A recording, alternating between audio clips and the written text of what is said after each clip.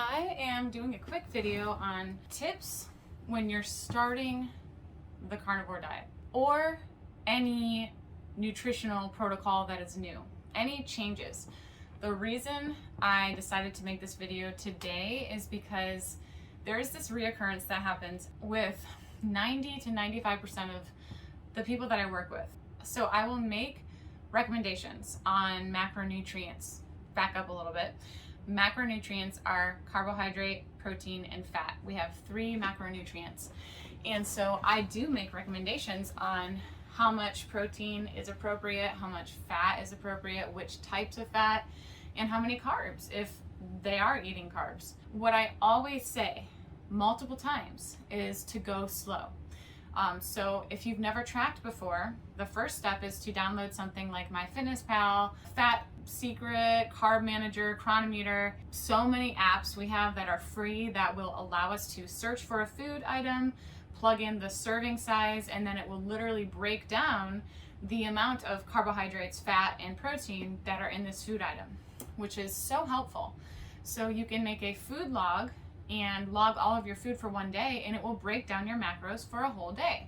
So this is so helpful because this is what I make recommendations on. You know, how much fat, protein, and carbs, if they're eating carbs, per day should you be eating to reach your goals. But it's not something that happens overnight. So tip number 1, when you are transitioning anything with your diet, go slow.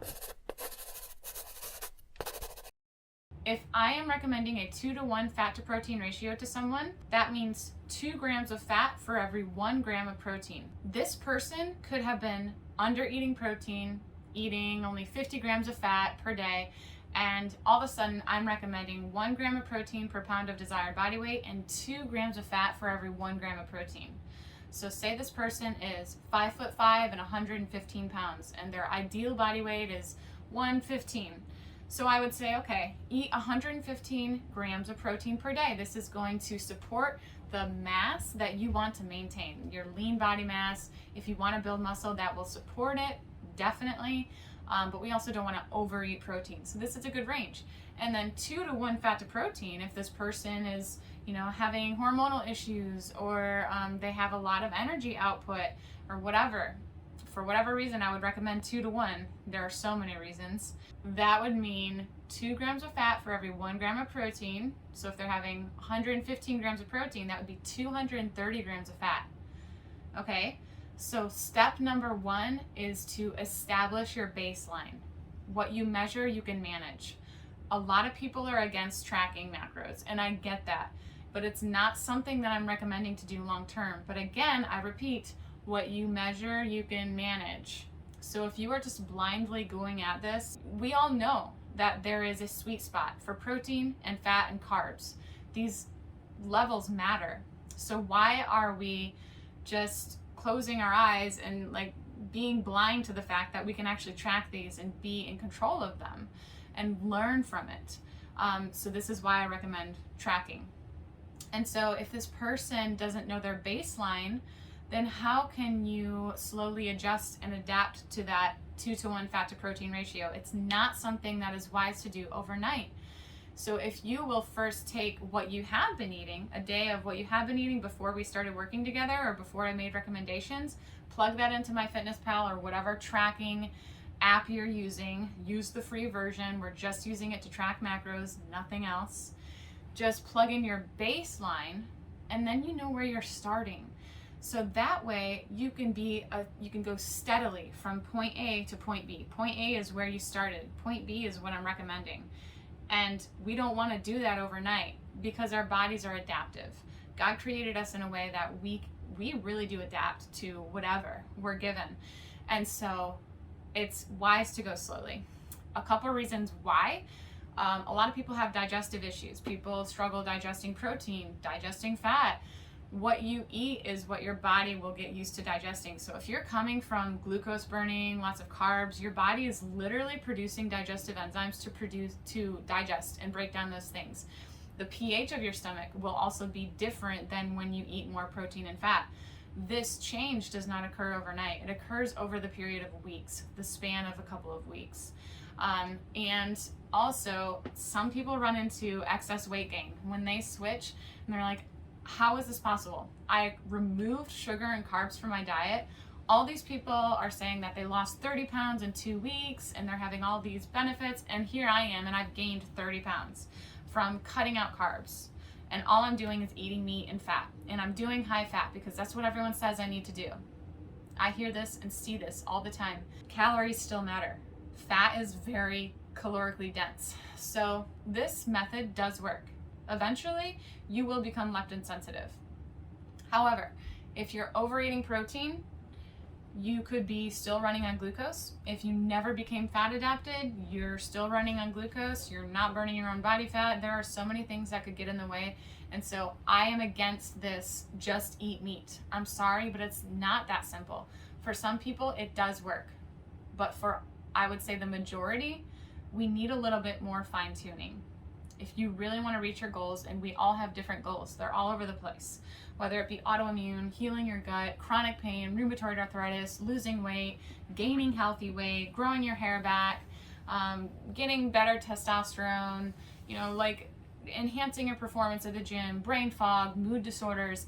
We are all across the board, and we are all going to have a different optimal fat to protein ratio, and we're all starting at a different place. So we need to establish point A. We need to establish a baseline. Then you can slowly work towards what it might be optimal. And it would be great to work with someone who would make that recommendation for you, who would work with you, who really knows your bio-individual needs, because a 2-to-1 fat to protein ratio is not appropriate for everyone. Another situation where this could go wrong, not just gaining weight quickly, but also someone without a gallbladder.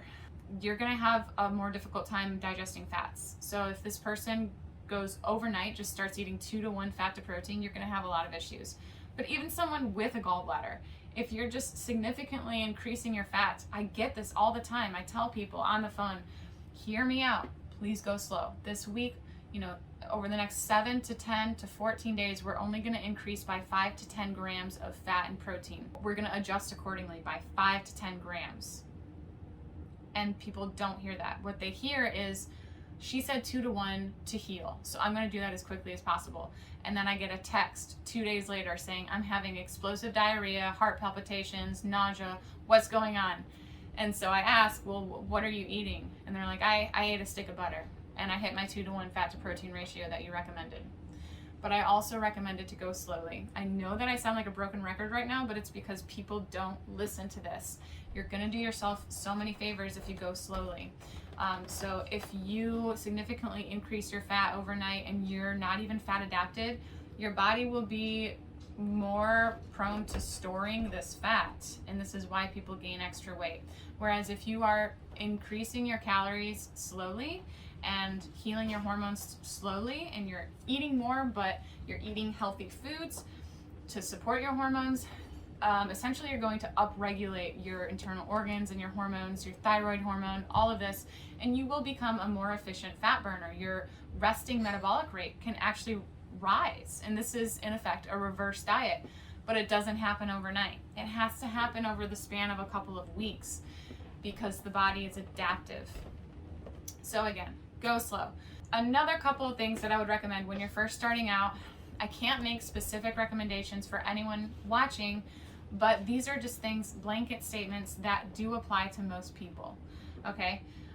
Foundational things. Your electrolytes. You need electrolytes. You need sodium. Our brains run on electromagnetic frequencies, and when you stop eating carbohydrates, you will start dumping sodium at a much higher rate. You won't hold on to it. Carbs hold on to a hydration atom. So when you stop eating carbs, you don't hold on to glycogen, you don't hold on to that hydration atom the same way. So you must replenish your sodium because it's going to be dumping. And let's see, what else could be applied to anyone's sleep? If you're not getting good sleep, it's going to be really hard to become fat adapted. If you have stressors in your life, if you're working out too hard, and I know we see these we see this recommendation. I'm happy to see it with other like fitness influencers. People who are eating high carbs will even just totally attest to the fact that if you're not recovering, if you're not sleeping at night, you're not going to reach your goals. Carnivore or keto or whatever way of eating doesn't hijack that. There's no way around it. We must sleep. I think that's it. That's going to be it for this one. Your electrolytes, go slowly. What you can measure, you can manage, and prioritize your sleep. I know that, like, say someone has a goal to lose body fat. It's not going to do you any favors to go do a heavy cardio session as soon as you wake up in a fasted state before you've even become fat adapted. You're going to ask your body to crave glucose. You're going to be raising your cortisol, which basically stores fat. Actually, people who store fat in their belly area, this is cortisol, excess cortisol typically. So wait until you become fat adapted, and sometimes that means saying no to the workout. It means keeping your body in a supported place, tonifying your central nervous system. So I would recommend doing something like red light therapy or sauna or cold therapy, some sort of stress, but a good stress, like a eustress, something that doesn't raise your cortisol too much. And also, sometimes we need to eat more than we initially think is right. I mean, it's a blanket statement to say, just skip breakfast. Yes, breakfast is sort of a myth. Like, breakfast is when we break our fast. You don't have to eat cereal and waffles and pancakes and Pop-Tarts and coffee as soon as you wake up. That's sort of just a fad. However, there are benefits to eating within 30 minutes of waking, especially if your hormones are needing healing. If you're not leptin sensitive, I would highly recommend eating even just a little nibble of pure fat, and this sends the signal to your body that it's in a safe place, it's in a supported place, and it's going to offset that natural cortisol rise that occurs in the morning. So there are just little things that go against the grain, especially in these low carb communities. Eventually, you should find ease skipping meals, in between meals. You should be able to fast. But that doesn't mean that you're doing something wrong when you aren't fasting. Sometimes we actually have to send a signal to our bodies that it's in a very supported place. It's very helpful to have enough dietary fat in the beginning to become fat adapted. If you're not doing that, then your body won't be able to take to the signal. Sometimes I like to say, pretend your body is Helen Keller. It's blind, and you have to make it desperately clear that fat is your new fuel source. You just have to keep sending these signals. The best way to do that is to completely remove the carbs and sugar and provide enough dietary fat, because your body is not going to say, oh, well, I have plenty of body fat. No, it has to learn from dietary fat coming in.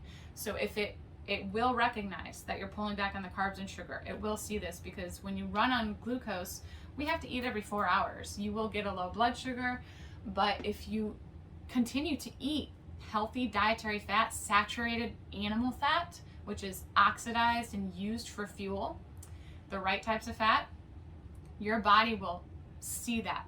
Your body is adaptive. It is smart. And when it sees, I am getting a lot of this saturated fat stuff, it's going to finally say, you know what? I'm going to start making this my fuel source. And that's the transition. But what a lot of people do is they cut out the carbs and sugar and they just eat protein. Protein, protein, protein. What happens with protein and we're not getting dietary fat? That's when gluconeogenesis occurs, because your body is starving of glucose. It's only ever known to run on glucose. And it sees an abundance of protein. So it says, well, I guess I can turn this protein into glucose. So that is a situation where gluconeogenesis would occur. So it's not always just like that your body will just jump into burning its own fat. We must become fat adapted. So even for people who are overweight, but they've not been fat adapted yet, I think it's really important for you to eat enough fat in the beginning stages. And then once you have been fat adapted, you can start to pull back the dietary fat, and you shouldn't have to fear gluconeogenesis. My blood sugar would spike after eating 30 grams of protein per day. It was that bad. And this is when I was very emaciated. I didn't have much muscle on my body. I was insulin resistant because I was so emaciated. Now, I can eat over 200 grams of protein in a day, and my blood sugar doesn't go above 85. So gluconeogenesis is a mechanism that occurs, I think, more so by demand than supply.